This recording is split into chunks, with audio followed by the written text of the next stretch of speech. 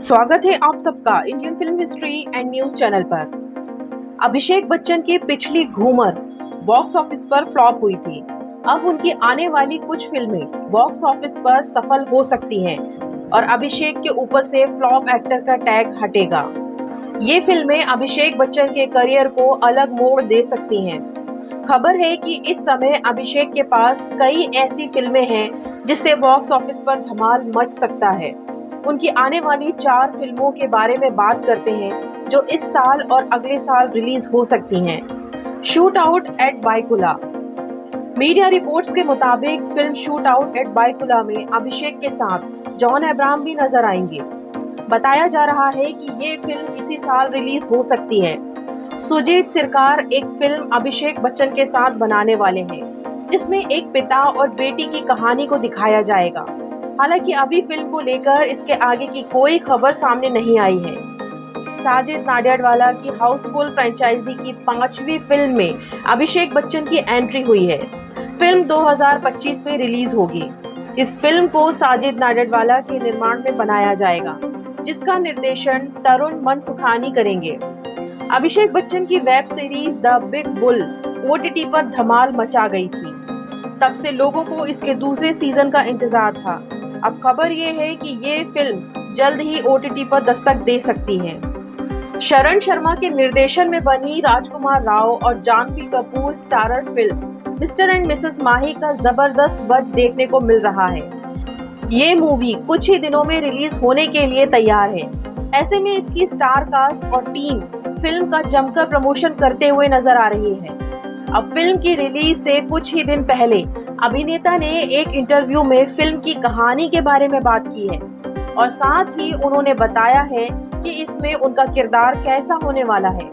दर्शकों को इसमें रोमांस, फाइट सब कुछ देखने को मिलने वाला है। वहीं राजकुमार राव ने अपने किरदार के बारे में बताया कि इसमें वो एक असफल क्रिकेटर के रूप में दिखाई देने वाले हैं। उन्होंने कहा कि इस फिल्म में मेरे किरदार का नाम महेंद्र है जो एक असफल क्रिकेटर है। उसको लाइफ में क्रिकेट खेलना बहुत पसंद है। उसका सपना था कि वो एक बड़ा क्रिकेटर बने और देश के लिए खेले, लेकिन ऐसा हो नहीं पाता जिसकी कई वजह हैं, जैसे परिवार का दबाव। इसके बाद उनकी शादी होती है महिमा एंड महेंद्र। इसके बाद महेंद्र अपना सपना अपनी पत्नी के जरिए जीते हैं। मिस्टर एंड मिसेस माही आने वाले 31 मई को सिनेमा घरों में दस्तक देने वाली है। अब वहीं बात करते हैं आलिया भट्ट, कृति सेनन, हुमा कुरैशी, दीपिका पादुकोण और तापसी पन्नू समेत ऐसी कई अभिनेत्रियां हैं जो अभिनय के साथ साथ फिल्म निर्माण में भी सक्रिय हैं। हालांकि सिनेमाई पृष्ठभूमि से ही आने वाली और उन्हीं के समकालीन अभिनेत्री सोनाक्षी सिन्हा फिलहाल फिल्म प्रोडक्शन में उतरने की जल्दबाजी में नहीं है। सोनाक्षी फिलहाल अपना ज्यादा से ज्यादा समय अभिनय और कृत्रिम डिजाइनर नाखूनों के व्यापार में देना चाहती हैं।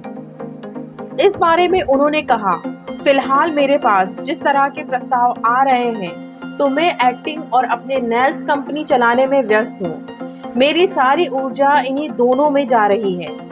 वो आगे बोली कि फिलहाल मुझे जिस तरह के काम के प्रस्ताव मिल रहे हैं मैं उससे बहुत खुश हूँ।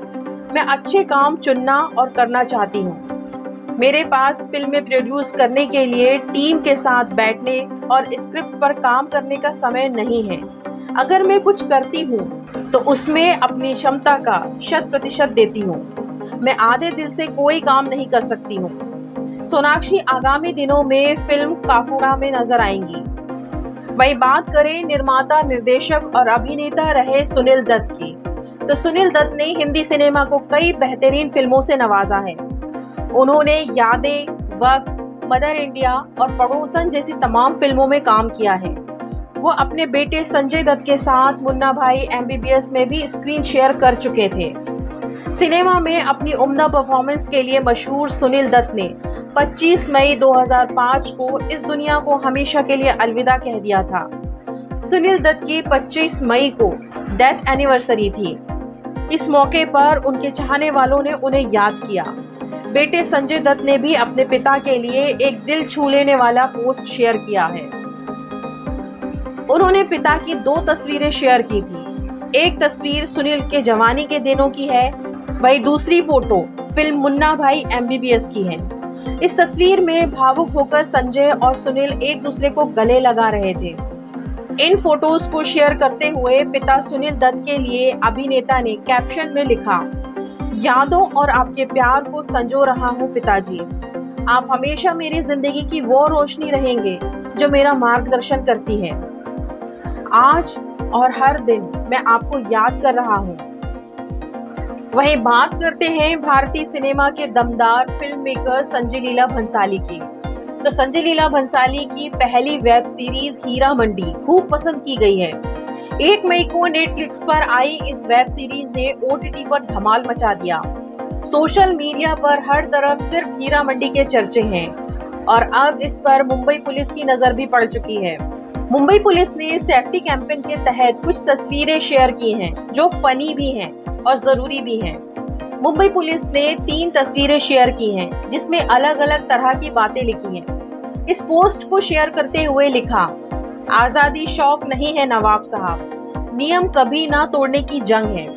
इसी के साथ 3 तस्वीरें शेयर की गई हैं जिसमें सेफ्टी कैंपेन को लेकर अलग अलग बातें लिखी हैं। इसमें एक तस्वीर में लिखा है, एक बार देख लीजिए, दीवाना बना दीजिए, चालान काटने के लिए तैयार हैं हम, तो हेलमेट पहन लीजिए। वहीं दूसरी तस्वीर में लिखा है, पुराने पासवर्ड दोहराए नहीं जाते, भुला दिए जाते हैं। वहीं तीसरे पोस्ट में लिखा है, OTP बताने और बर्बाद होने के बीच कोई फर्क नहीं होता। बता दें, क्रिटिक्स और दर्शकों के साथ साथ दुनिया भर के लोग हीरा मंडी की शानदार विजुअल्स, जबरदस्त कहानी और दमदार एक्टिंग के लिए तारीफ कर रहे हैं।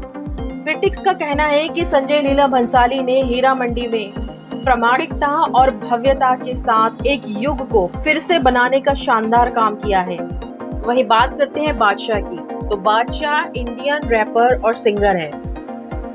वो ज्यादातर एल्बम के लिए गाने गाते हैं, लेकिन उन्होंने फिल्मों में भी अपनी आवाज दी है। आज भले ही देश में कई रैपर्स आ गए हों, लेकिन एक वक्त था जब रैपर में सिर्फ हनी सिंह का सिक्का चलता था। उनके गाए कोई भी गाने के व्यूज करोड़ों में होते थे। उस दौर में बादशाह हनी सिंह के काम करते थे, लेकिन दोनों के बीच एक वक्त पर दूरी आ गई थी। वो दूरी धीरे धीरे दुश्मनी में बदल गई। लेकिन अब कई साल के बाद बादशाह ने हनी सिंह के साथ दुश्मनी पर विराम लगा दिया है। देहरादून में एक कॉन्सर्ट के दौरान बादशाह ने अपने फैंस से कहा कि वो इन विवादों पर विराम लगाकर आगे बढ़ने के लिए तैयार हैं। उन्होंने कहा, मेरे जीवन में एक दौर ऐसा भी था जब एक व्यक्ति के खिलाफ मेरे मन में द्वेष था, लेकिन अब मैं इसे खत्म करना चाहता हूँ और उस द्वेष को छोड़कर आगे बढ़ना चाहता हूँ। और वो व्यक्ति है हनी सिंह। बादशाह ने आगे कहा, मैं कुछ गलतफहमी के कारण दुखी था, फिर जब हम साथ आए तो मुझे महसूस हुआ कि हमें जोड़ने वाले कम और तोड़ने वाले ज्यादा हैं।